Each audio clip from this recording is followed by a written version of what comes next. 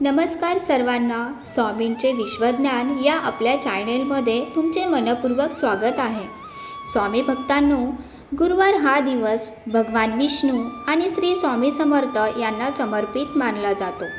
असे मानले जाते की श्रद्धेने गुरुवारची पूजा केल्यास घरात सुख, समृद्धी, धन आणि सौभाग्य नांदते. आजच्या व्हिडिओमध्ये आपण जाणून घेणार आहोत गुरुवारची पूजा कशी करावी, कोणते नियम पाळावेत आणि कोणत्या गोष्टी टाळाव्यात.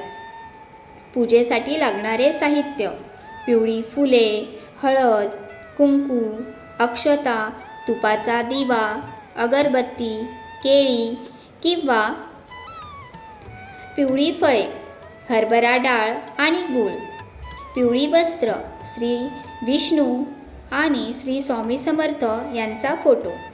पूजा कशी करावी?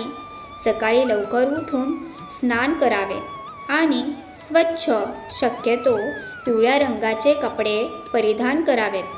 देवघर स्वच्छ करून श्री विष्णुदेव किंवा श्री स्वामी समर्थ यांच्या प्रतिमेसमोर तुपाचा दिवा लावावा. त्यानंतर हळद, कुंकू, अक्षता आणि पिवळी फुले अर्पण करावीत. नैवेद्य म्हणून गूळ, हरभरा डाळ, केळी किंवा बेसनाचे लाडू अर्पण करू शकता. यानंतर श्रद्धेने खालील मंत्राचा जप करावा.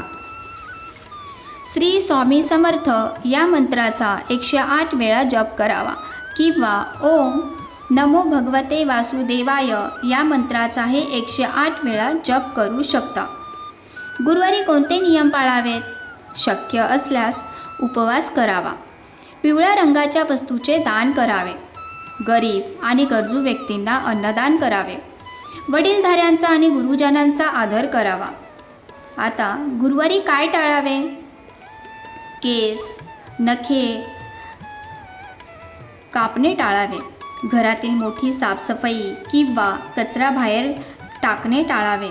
कोणाचाही अपमान करू नये. खोटे बोलणे आणि वादविवाद टाळावेत.